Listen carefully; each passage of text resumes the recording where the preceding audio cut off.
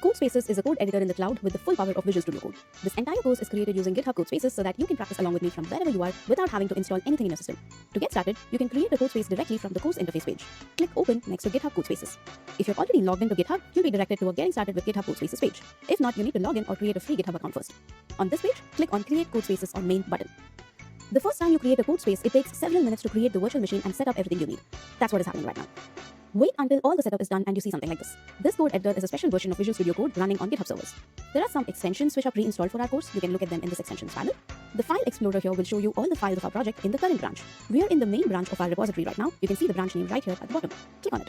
You'll see multiple branches here with names such as 0407, 0304, and so on. Each of these branches is associated with one video in the course. For example, the branch named 0304 is associated with Chapter 3, Video 4. You'll also see two branches for each video, 0304B and 0304E. The branch with the suffix B is the beginning state, whereas the one with E is the ending state. So if you switch to the branch 0304B, that's exactly the state of the project at the beginning of Chapter 3, Video 4. And 0304E is the state at the end of the same video. So at any point in the course, if you feel lost, you can switch to the corresponding branch and continue from there. But there's one thing to note. The moment you start a new CodeSpace, you'll get a unique URL. This will become the app URL for Laravel. So if you're developing locally on your system, this will always be localhost, so there's no problem. But since we're using CodeSpaces, we need to set the asset URL configuration in this file called .nv for certain things to work correctly.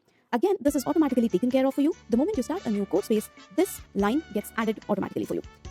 Now this was already existing. This will be overwritten with your asset URL with this URL which is unique to you.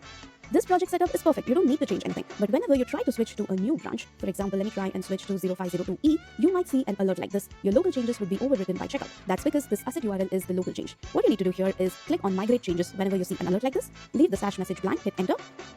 And if you see that there are any merge conflicts, that will appear here at the right bottom corner. If it does, view the changes and make sure to retain this incoming change. This would be called the incoming change and this would be called the original change. Accept all the incoming changes to make sure that your asset URL in your .nv file is always related to your URL. And then you're good to go. Also, while working with CodeSpaces, if you end up closing the browser window, or in my case, I installed the CodeSpace Chrome app, if I end up closing this window, don't worry. Your changes will be automatically saved in your GitHub account. You can go back to GitHub, CodeSpaces, and open it, continue from wherever you left.